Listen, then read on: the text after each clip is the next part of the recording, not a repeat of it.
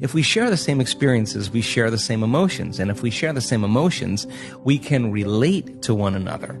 So this is where it gets sticky. So then the moment you start saying, that person did that to you once. Yeah, that person, I had a similar experience. That person did that to me. Now we open the door like, I'm going to use you to reaffirm my attachment to that emotion. And let's just work it up so that you can suffer and I can suffer, and then we can have a conversation. And literally, we're sharing the same energy. And if we're sharing the same energy, we're sharing the same information. And we're bound by an invisible field of energy that keeps us connected. Yes. So then what does it take to break that energetic field?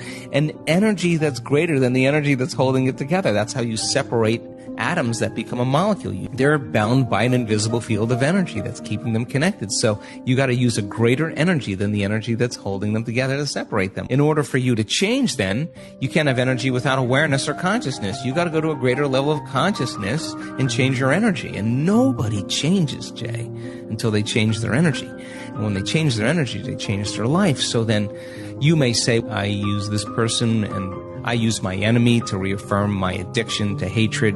I use my coworker to reaffirm my addiction to judgment. I use my ex to reaffirm my addiction to resentment. That we have these different people in our lives that we need to remind us of who we think we are. The enemy dies and you find another one. Your coworker leaves and you start judging another one. It's not that. So then when there's no longer a vibrational match, when you start doing the work, there's no longer a vibrational match with you and your past, present reality, that person or that condition any longer.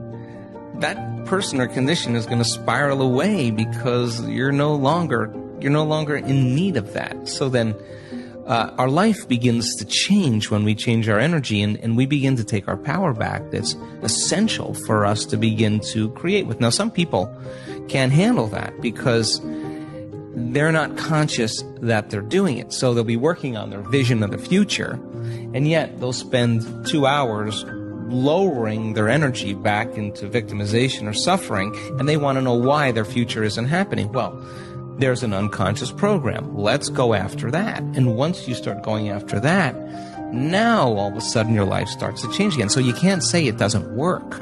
On some level, we don't work. And if you're really invested in this, the question is, what is it about me? Where am I directing my attention or my energy? Who am I using to reaffirm some conditioning that I need to remember as my old self?